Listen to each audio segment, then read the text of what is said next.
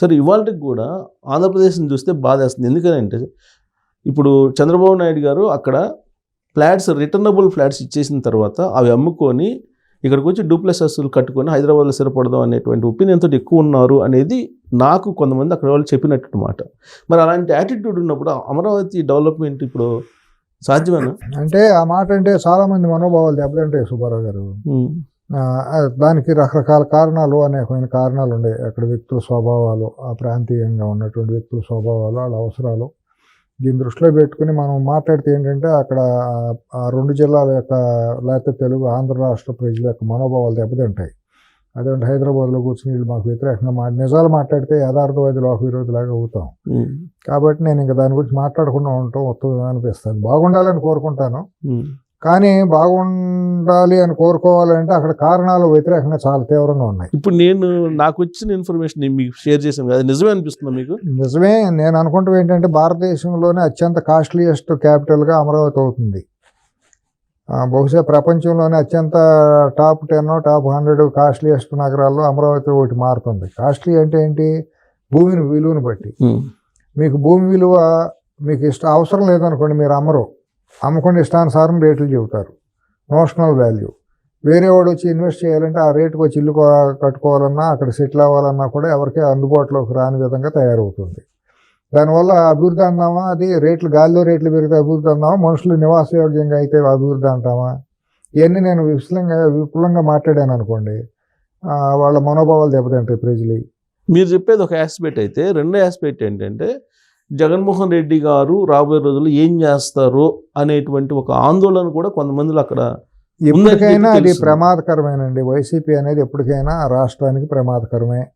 అది వాళ్ళకి ఒక రకంగా వైసీపీ అనే పార్టీ ఎప్పుడొచ్చినా కూడా ఇంకా తీవ్రంగా ఒకసారి కుక్క అలవాటు పడిపోయిన చెప్పుకు అలవాటు పడిన కుక్క అన్నట్టు వాళ్ళ నిజస్వరూపం ఏంటనేది 1924 మధ్య ప్రజలకు తేటతెల్లం అయిపోయింది దేశానికి. వాళ్ళు మేము మారిపోతాము, మేము సచీలు అవుతామంటే అవరు వాళ్ళు. రేపు వచ్చినా కూడా మళ్ళీ ఏ వర్గాలు అయితే అవమానాలు పాలయ్యి దోపిడీకి గురయ్యే వాళ్ళే అవుతారు. అదే కమ్మారెడ్లు మళ్ళీ దోపిడీకి గురవ్వాల్సిందే. ఒకసారి డబ్బులకి మేనేటర్ మనిషిని ఎత్తురు మరిగిన పులి ఏ రకంగా అయితే ఉంటుందో అట్టగా డబ్బులకు అలవాటు పడిపోయి దోపిడీకి అలవాటు పడిపోయిన వాళ్ళు మరి మారరు. మనీ ఎటర్ వాళ్ళకేం తన ఏం ఉండదు. బాబాయిలే వాళ్ళకి సొంత రక్తబంధమే, వాళ్ళకి చెల్లి తల్లి లేనప్పుడు రేపు పొద్దున సొంత కులం ఏముంటుంది? పైకి మాత్రమే ఊరినే ప్యాడింగ్ మన కులం అంటారు. ఆ కులవస్తులు ఎంతమంది అవమానపడ్డారు, ఎంతమంది బాగుపడ్డారు? ఎవరో సైకోమండ కొడుకులు 10 మంది ఊరిన మామ అంటారు, కానీ ఏ రాజకీయ పార్టీ ఏ కులంతోనూ బాగుపడదండి. రాజకీయ పార్టీ ఒక కులంతో ఉందంటే అది పార్టీయే కాదు, అసలు సాధ్యం కాదు. ఏది కూడా ఒక కులం అనేది ఆఫ్టర్ ఆల్ 2% 5% ఉండే వాళ్ళు ఓట్లయితే ఒక పార్టీ బతుకుతుందా? వాడుకుంటారట ప్రజలు మభ్య పెడతానికి. అది ఆ పార్టీ ఉన్నంతకాలం కష్టమే. ఇప్పుడు అది అసలు ఆ పురుట్లోనే ఆ లోపం ఉందండి, DNA లోపమే క్రిమినాలజీ అది ఆ పార్టీది. అసలు డే 1 నుంచి ఎందుకు సార్ ఆయన లా అండ్ ఆర్డర్ లేదు ఆంధ్రప్రదేశ్లో అని చెప్తున్నారు ఎవరు? జగన్మోహన్ రెడ్డి గారు. తనకు తెలుసు కాబట్టి దాన్ని మభ్య పెట్టడం, అదంతా కౌంటర్ చేయాల్సింది ఎవరు? నువ్వు సర్వనాశం చేసింది నువ్వే కదా. లా అండ్ ఆర్డర్ని పోలీసులు ప్రభుత్వం కంట్రోల్లోకి రావడానికి సంవత్సరం పట్టింది. దరిదాపుగా 6-7 నెలలు పడితే కానీ పోలీసులు కంట్రోల్లోకి రాలేదు. ఇవాళ వస్తున్నారు. ముందు 6 నెలలు చుక్కలు చూపించారు కదా, అసలు ఏమీ లెక్క లేకుండా ప్రవర్తించారు కదా.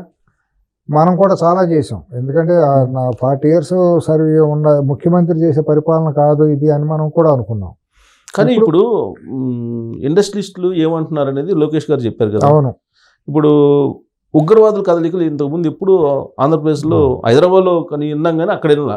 కానీ ఇప్పుడు మొత్తం ఉగ్రవాదులు కూడా ఇంటెలిజెన్స్ రిపోర్ట్ అయితే మొత్తం ఎతుకుతున్నారు. రంపచోడవరం లాంటి ప్రాంతాల్లో, విజయనగరం లాంటి ఏజెన్సీ ప్రాంతాల్లో కూడా వాళ్ళ కదలికలు ఉన్నాయి అనేది NIA వాళ్ళు కూడా వెళ్ళి అదంతా కదలికల మీద ఆరాధిస్తున్నారు. అది కూడా ఇప్పుడు గతంలో ఆ 1924 మధ్య ఉన్న పరిపాలన యొక్క బ్లెస్సింగ్స్ అంతర్జాతీయ వర్గం మనం చూసాం కదా. అక్కడ దిగుమతులు అయినాయి అంటే కాండ్లా పోర్ట్లో దొరికిన డ్రగ్స్ విషయం కానివ్వండి, అవన్నీ కూడా ఇక్కడే కదలికలుగా మనకు ఏర్పడినాయి, తెలిసినాయి కదా. దాని వెనక ఎవరు ఉన్నారు ఇంతవరకు తేలలేదు కదా. తేల్చాల్సిన కేంద్ర ప్రభుత్వం దాని మీద ఏమి ప్రజలకు చెప్పలేదు కదా. దాని వెనక దొంగలు ఉన్నారు, దొంగలు లేరు, దీని వెనక ఏమీ లేదని ఇంతవరకు కూడా చెప్పలేదు కదా. 5,000 కేజీల కొకైన్ దొరికింది అక్కడ గుజరాత్ పోర్ట్లో. అవును. దాని వెనక ఏమైంది వాళ్ళకి తెలియదు. ఇక్కడ విశాఖపట్నంలో జరిగిన పోర్టులో అది నిజంగా చేపలకి వచ్చిన ఆహారమా లేకపోతే ఏమీ లేదా అనేది చెప్పాలి కదా. తప్పేముంది, ఒకవేళ అన్ని వేల టన్నులు వచ్చే 100 టన్నులు వచ్చినప్పుడు దాంట్లో డ్రగ్ ఏమీ లేదు అని చెప్తే మనం కూడా అవతలను నిందించాల్సిన అవసరం లేదు. సిబిఐ వాళ్ళే ఆ రోజున వచ్చారు కదా చెబుతున్నా. ఒకవేళ ఫైనల్ రిపోర్ట్లో ఏమి లేదని చెబితే ప్రజలకు చెప్పాలి కదా, అనుమాన నివృత్తి చేయాలి కదా. ఇవన్నీ కూడా సమాధానం లేని ప్రశ్నలు. కానీ ఒకటి సార్, ఇప్పుడు 2004 ఎన్నికలకు ముందు ఒక ప్రైవేట్ సైన్యం నడిచింది అనేది తెలుసు, అందరికీ తెలుసు, పేర్లతో సహా తెలుసు. వినిపించేదే ఉంది. ఆ సైన్యంలో పేర్లు ఎవరు ఉన్నారో కూడా తెలుసు. తెలియదే ఉంది, అందరికీ తెలుసు. కడపలో ఎవరికి తెలుసు, అనంతపురంలో తెలుసు, కర్నూలులో తెలుసు, హైదరాబాద్లో తెలుసు. మీకు తెలీదా? మైక్ ముందు కెమెరా ముందు మాట్లాడితే బాగోదు కాబట్టి ఆ టీంలో సభ్యులు ఎవరిలో తెలీదా? మాజీ పోలీసులు, ఏఆర్ పోలీసులు, ఎస్ఐలు, సిఐలు ఎవరున్నారో తెలీదా? అలా టీం నడిపినాడు ఏమో ఎవరో తెలియదా మీకు? అందరికీ తెలుసు, కానీ మనం మాట్లాడకూడదు అంతే. సో ఇప్పుడు ఆ రోజున 2004 అజీజ్ రెడ్డి వ్యవహారం ఎట్లా వచ్చిందో తెలియదా? హైదరాబాద్లో ఎన్కౌంటర్ అయిన అజీజ్ రెడ్డి అక్కడ కదలికలు, పట్టోళ్ళు గోవర్ధన్ రెడ్డి ఎవడు, బయట రవిని చంపింది ఎవరు, ఈ టైం ఎవరికి తెలియని ఇవన్నీ అన్నీ తెలుసు. కానీ ఆ రోజు ప్రైవేట్ సైన్యం ఎవరు నడిపారో ఇవాళ ఉగ్రవాదులకు కూడా నెట్వర్క్ అనేది అప్పుడు నడిపిన వాళ్ళే ఇప్పుడు నడుపుతున్నారు అనేది ఉంటుంది. ఏ గూటి పక్షులు ఆ గూటికి వెళ్తాయి. దాంట్లో రహస్యం ఏముంది? తవ్వాల్సింది ఎవరు? కేంద్ర ప్రభుత్వం తవ్వాలి. కేంద్ర ప్రభుత్వం పక్షపాత ద్వారంతో మా దత్తపుత్రులు అంటే ఎవరు ఏం చేయలేము. దేశాన్ని బాగు చేయాల్సింది ఎవరంటే, ఇంటిని బాగు చేయాల్సింది తండ్రి, పిల్లలను దారిలో పెట్టాల్సింది తల్లిదండ్రులు. ప్రధాన బాధ్యత తండ్రిది. వాళ్ళ తండ్రిలో అంటాడు ఎవరు దేశానికి? కేంద్ర ప్రభుత్వం, అధికారంలో ఉంటే కేంద్ర ప్రభుత్వం. ఎప్పుడు విన్న విధంగా బిచ్చగాళ్ళు రూపంలో ఉగ్రవాదులు ఆంధ్రప్రదేశ్లో ఉన్నారని అంటే, బిచ్చగాళ్ళ రూపంలోనే ఉంటారు, రాజకీయ నాయకుల రూపంలో కూడా ఉంటారు. బిచ్చగాళ్ళు అని ఎందుకని బిచ్చగాళ్ళని తక్కువ అంచనా వేస్తారు అంటే ఆ రూపంలో వీళ్ళే ప్రవేశపెట్టి ఆర్థిక ఉగ్రవాదం కాదా? కరప్షన్ చేసే వాళ్ళందరూ వాళ్ళని ఉగ్రవాదులని ఎందుకని కూడా ఐఏఎస్లు ఐపీఎస్లో వాళ్ళు చేసే పనులు ఉగ్రవాదం పనులు కాదా? వేల కోట్ల రూపాయలు విశృంఖలంగా దోషేస్తా అంటే ఇప్పుడు వీళ్ళందరూ గనులనినూ వీటన్నిటిని చెరబట్టిన వాళ్ళు ఉగ్రవాదులు కదా? శాండ్ని, ల్యాండ్ని, మాఫియా ఇవన్నీ వీళ్ళు ఉగ్రవాదులు కంటే తీవ్రమైన వాళ్ళు కదా? వాళ్ళు వీళ్ళు ఒకటే అవుతారు. బంధాలు ఉంటాయి, వాళ్ళకి మధ్య బంధాలు ఉంటాయి, ట్రాన్సాక్షన్స్ నడిచి ఉంటాయి అంటారా? మరి లేకపోతే విదేశాలకు ధనం తరలెట్ట వెళ్తుంది, దుబాయ్లో ఆస్తులు ఎట్ట ఏర్పడతాయి? మాఫియా సంబంధాలు ఉంటేనే వాళ్ళు అక్కడ కాపాడుకోగలరు. వాళ్ళు లక్షల కోట్ల రూపాయలు బ్రిటన్కిను ఇతర దేశాలకి ఎట్ట తరలినాయండి, మారిషస్కి ఇవన్నీను. అక్కడ సామ్రాజ్యాలు ఎట్టా నెలకొల్పుతున్నారు కొన్ని కుటుంబాల వాళ్ళు, పెద్ద పెద్ద ప్యాలెస్లో ఇవన్నీ కట్టేసి కొనేసి. వాళ్ళ లండన్లో ఏ కుటుంబాలు కొన్నాయో మనకు తెలియట్లేదా? లండన్లో ఒక్కొక్కళ్ళు ఎన్ని బిల్డింగులు కొన్నారు, ఎంతెంత ఆస్తులు ఉన్నాయి, అమెరికాలో ఎంతెంత రియల్ ఎస్టేట్లు కొన్నారు అనేది బయట అందరూ అనుకుంటున్నాం, అందరికీ తెలుసు. తెలియంది ఎవరికీ లేదు. ఆంధ్రప్రదేశ్లో మదరసాల ద్వారా ఇస్లాం మతం పుచ్చుకొని కొంతమంది ఇస్లాం మతాన్ని ప్రోత్సహిస్తూ వాళ్ళని ఉగ్రవాదులుగా తయారు చేస్తున్నారు అంటున్నారు. గతంలో ఎప్పుడన్నా విన్నారా ఇలాంటి? ఇప్పుడు అది కొద్దిగా సెన్సిటివ్ సబ్జెక్ట్ అవుతుంది, కానీ నేను ఏ మతానికి వ్యతిరేకం కాదు, కానీ ఒక ఫిలాసఫీ అనేది, మతానికి ఫిలాసఫీ తత్వం అనేది ఉండాలండి. ఆ ఫిలాసఫీ అనేది సమాజ హితం కోసం అయి ఉండాలి, లేకపోతే వ్యక్తిత్వంగా పెరగటానికైనా అయి ఉండాలి. ఇప్పుడు భగవద్గీతలో చెప్పిన, కృష్ణుడు చెప్పిందిగా మూలంలోకి వెళ్ళామనుకోండి, ఇప్పుడు మీరు గ్రీసు అటువంటి వెళ్ళినా కూడా దాంట్లో ఒక తత్వం అనేది ఉంటుంది. ఇప్పుడు సూఫీలో ఒక తత్వం ఉంటుంది, ప్రేమ అనేది. ఎందుకంటే నా అనుభవంతో చెబుతాను. సూఫీయిజం అనేది ముస్లింకి చాలా దూరంగా ఉంటుంది. అది సపరేట్ సెక్ట్. అది ఏదైతే హింసాత్మకంగా ఉంటుందో అది మతంగా ఉండటానికి వీల్లేదు, దాంట్లో సమాజహితం ఉండదు.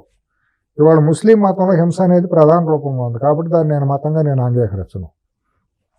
ఇవాళ క్రిస్టియానిటీ కూడా విశృంఖలంగా బతుకు తెరువుకి దాన్ని మాయ చేసి జనాల్లో ఒక హిస్టీరియాని తయారు చేస్తున్నారు తప్పించి దానివల్ల సమాజానికి జరుగుతున్న లాభం ఏమీ లేదు. కాబట్టి దాన్ని కూడా నేను ఒక మతంగా అభివర్ణించను. ఆ మతంలో ఏదైనా మీరు ఒక మతాన్ని ఆచరించినప్పుడు దాని ద్వారా మీరు వ్యక్తిత్వ వికాసం పొందాలి, ఆధ్యాత్మిక వికాసం పొందాలి. ఏమీ పొందలేరు ఆ రెండు మతాలతో. హిందూ మతంలో చాలా సంపూర్ణంగా వేదాల ద్వారా వచ్చిన, ఉపనిషత్తుల ద్వారా వచ్చిన జ్ఞానంతో మీరు ఎలాంటి వికాసమైనా పొందవచ్చు.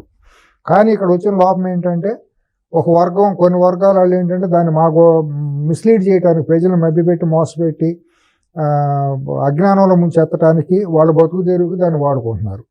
నిజమైన జ్ఞానాన్ని, జ్ఞాన జ్యోతులను సమాజంలో పంచాల్సిన వర్గాలు దాన్ని ఇది చేసి పొదిగి పట్టేసేసుకుని దాన్ని మిస్లీడ్ సో చేస్తున్నారు. మీరు ఆధ్యాత్మిక కోణంలో చెప్తున్నారు, గ్రంథాల రూపంలో చెప్తున్నారు. ఉన్న ఫ్యాక్ట్ అదే కదా. నేననేది వీళ్ళు ఉగ్రవాదాన్ని పెంచి పోషిస్తున్నారు చేస్తారు. ఆంధ్రప్రదేశ్ లో ఇంతకు ముందు ఎప్పుడు లేని విధంగా ఇప్పుడు కనిపిస్తుందని. దేశంలో అది ఒక విస్తృతంగా తయారైపోతుంది మొత్తం ఆసేతు హిమాచల్ పర్యంతం.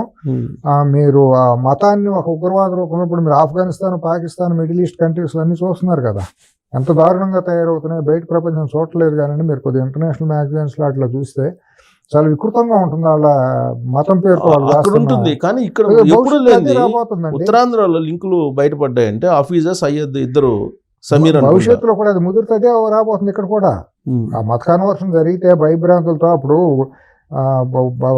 దరిదాపుగా 1000 సంవత్సరాల క్రితం ఈ భారతదేశంలో మొఘల్స్ వీళ్ళు దండయాత్రలు చేసినప్పుడు వాళ్ళు లక్షల మంది, వేల మంది రాలేదు కదా. 100 మంది వచ్చి భయపెట్టి వాళ్ళని బలవంతంగా చేసి చేర్చి, ఆడవాళ్ళని చేర్చి ఇక్కడ సంతానోత్పత్తి చేసి, మన హిందూ మహిళలను చేర్చి ఇక్కడ సంతానోత్పత్తి చేసి, లేదా పురుషులను బెదిరించి వాళ్ళని మత మార్పిళ్ళు చేపించి ఇంత చేశారు. అట్లాగే రేపొద్దున అదే కనుక పరిపాలన కనుక ఇదే మతాన్ని రాజకీయంగా చేసుకుని స్వార్థానికి చేసుకునే పరిపాలకులు వచ్చారు అనుకోండి, వాళ్ళ విచ్చలవిడితనం పెరిగిపోతే మా సమాజానికి నష్టం అవుతుంది. రేపు నేను అనేది అక్కడ ఆశ్రయం ఇచ్చే వాళ్ళు ఉంటేనే కదా వాళ్ళు అంతే సమాజం. ఇప్పుడు అక్కడ ఆశ్రయం ఇస్తున్న వాళ్ళు ఎవరు అనేది పెద్ద క్వశ్చన్. రాజకీయ పార్టీలు ఇస్తే దుర్మార్గం, అంతకంటే దేశద్రోహం ఏముండదు. ప్రత్యక్షంగా కానీ పరోక్షంగా కానీ నైతికంగా కానీ ఆర్థికంగా కానీ సపోర్ట్ చేసి వాళ్ళని వాడుకుందాం షెల్టర్ జోన్లు కానీ ఏ రాజకీయ పార్టీ ఉందనుకోండి, వాళ్ళు చాలా దేశద్రోహమే. అజీజ్ రెడ్డి లాంటి వాడిని ఇక్కడ కాపాడింది ఎవరు? మీకు హైదరాబాద్ జూబ్లీస్ ఎన్కౌంటర్ ఏది గుర్తుందో లేదో, ఆ ఫైల్ బయటికి దిగమనండి, మొత్తం ఎవరెవరు ఉన్నారు ఏంటో బయటకు వస్తుంది. తవ్వితే ఎక్కడికన్నా వెళ్తుందండి. ఏది ప్రపంచంలో ఏ క్రైమ్ కూడా మూలం లేకుండా ఎక్కడ ఉండదండి.